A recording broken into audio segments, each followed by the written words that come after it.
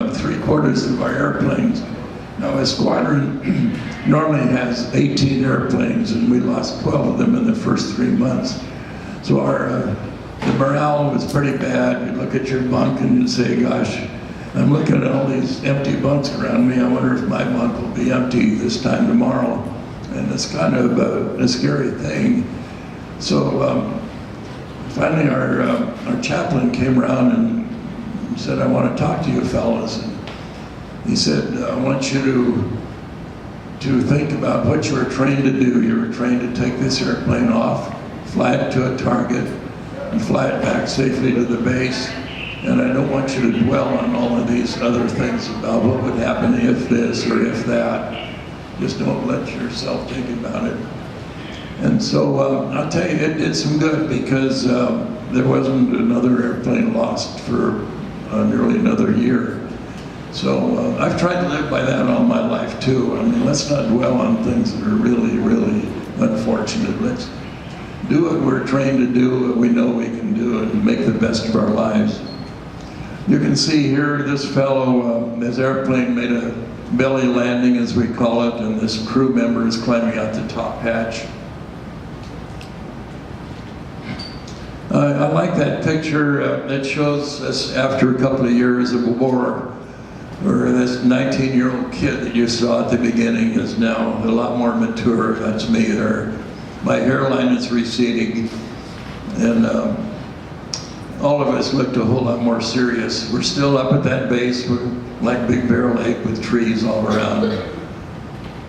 Okay. After flying 53 combat missions, we were told that after 50 missions we could go home. So I said, thanks, why didn't you tell me that 3 missions ago? So anyway, here I am back in the United States again. That's a general there. This is me. He's giving me the Distinguished Flying Cross. I already had the Air Medal. And the job I had was at Washington, D.C. I was flying high-level military people around on their inspection trips. And this is a general, this is me, and that's the airplane we flew most of the time. It was a Beechcraft C-45. And this is the general's crew, and that airplane was just right for handling that number of people. Another job we had at Washington was to go out and meet dignitaries as they arrived from other countries. This is me, alert officer of the day. We took turns doing that. This is General Vandenberg, who is head of the U.S. Bomber Command, and you've probably heard of Vandenberg Air Force Base out there, named that after him. This is Air Chief Marshal Tedder, and he is the head of the Bomber Command of the Royal Air Force of Britain. He's the one that now is considered a very, very bad person, because ordering the bombing of Dresden and Hamburg and many places where they had to do carpet bombing. This man over here is an aide to General Vandenberg. So that was a job. We had to go out and welcome these people and then bring them into the office where they would be properly met by high-ranking officers of our own. Okay, our squadron has had annual reunions every year. This is one of them. This is me over here. And our more recent reunion was held down in New Orleans. And how many of you have been in New Orleans? I'll tell you, if you haven't, be sure you get there sometimes. It's the most fun city in the United States. You go to the French Quarter and you just can't believe what you see. And everybody's having such a good time there. Oh, you can't believe it. Okay, also, as I said earlier, I've been back to China 7 times actually. And this is a typical situation. This is me over here. We're sitting around a round table, Lazy Susan in the middle, Lazy Susan. They have food there. And this says CBI, China, Burma, India. The hump airlift is what I described. We're celebrating the 70th anniversary of that. The BAA is the Beijing Aviators Association and Prepared Committee. Oh, on one of the trips back to China, this is me over here, I went out to our old airfield where we operated. Again, it was up at 6,000 feet elevation. And you can see the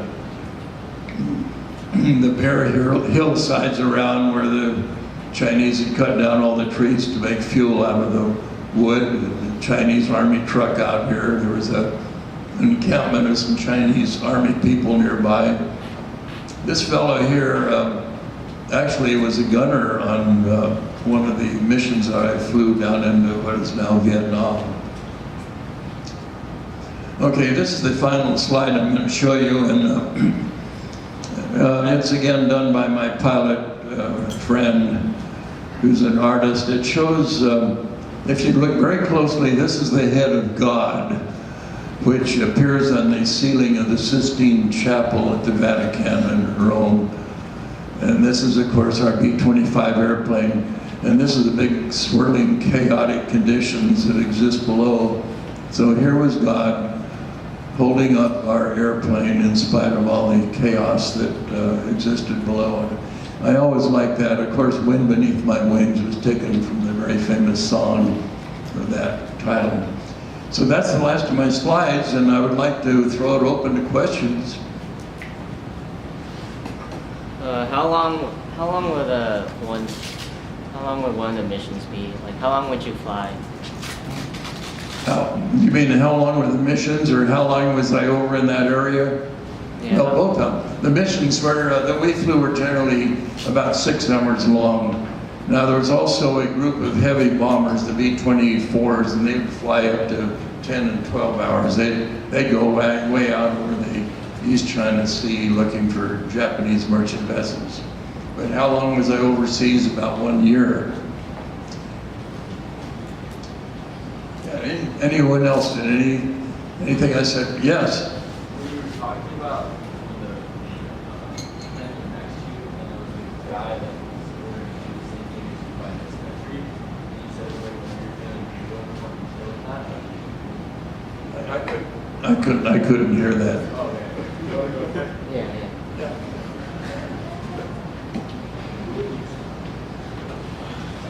When you're on.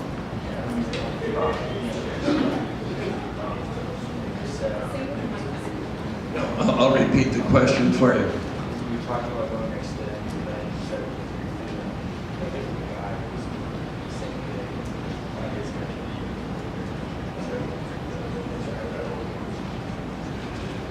Well, only that, the question was when that enemy plane flew alongside and I could see the silhouette of the pilot over here, was there anything more I could say about my feeling of that?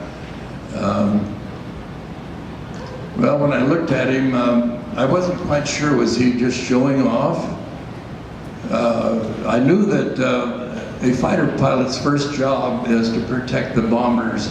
That's what he's there for. If somebody attacks those bombers, he's supposed to jump in and attack that person attacking the bombers.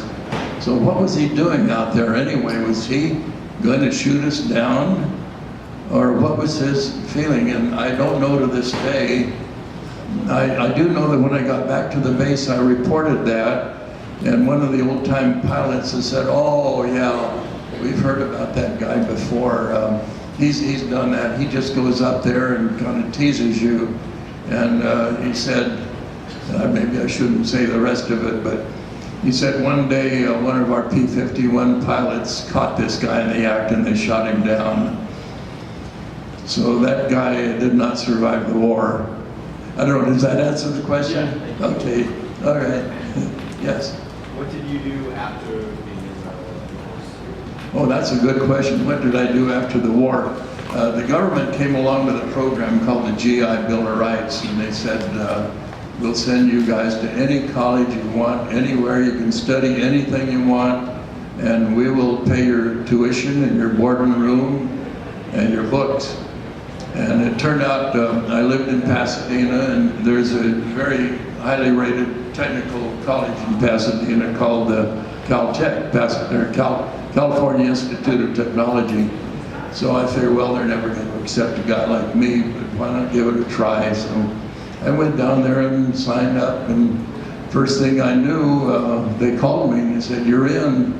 So I went through 4 years at Caltech, got a degree in mechanical engineering, and went to work for an oil company. Oh, my friends were going to oil companies, and gee, they'd report back how exciting this is. You go out on the wildcat wells and you run the electric log to see, is there any oil sand down there? And oh yeah, we found some oil sand. And you go in there, you develop the field. And golly, it just sounded so adventuresome to me that that's what I had to do. So I went to work for Texaco at that time. They were later taken over by Chevron. But I thoroughly enjoyed being a petroleum engineer and working for Texaco. That went on for 20 years, and then I left them. Oh, and I also got a master's degree in petroleum engineering from USC by going there at nighttime. So after 20 years, I left them and I went to work for the California State Lands Commission. Now, California owns the oil within a 3-mile belt along the coast of California.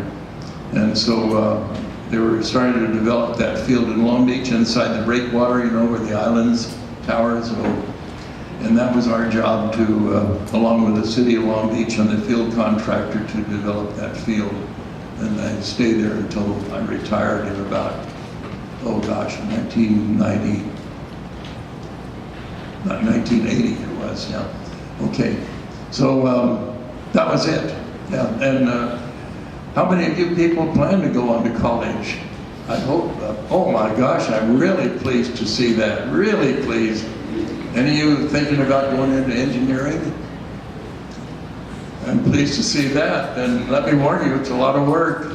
They're going to keep you there from 8 o'clock in the morning till 4 o'clock in the afternoon. You have classes in the morning and labs in the afternoon, and it ain't easy, but it's very rewarding. It teaches you to be inquisitive about why things happen this way or why they happen that way, or it makes you want to know why this and why that. Okay, any other questions? Yes? Were you always welcome at the bases you stopped at? Okay. I'm sorry, I can't hear. Maybe it could be relayed by somebody. Were you always welcomed at the bases you stopped at offline? Were you always welcomed at the bases you stopped by? Was I always welcome at what? The bases. that you stopped at. Welcomed at bases that we Stop that. stopped at.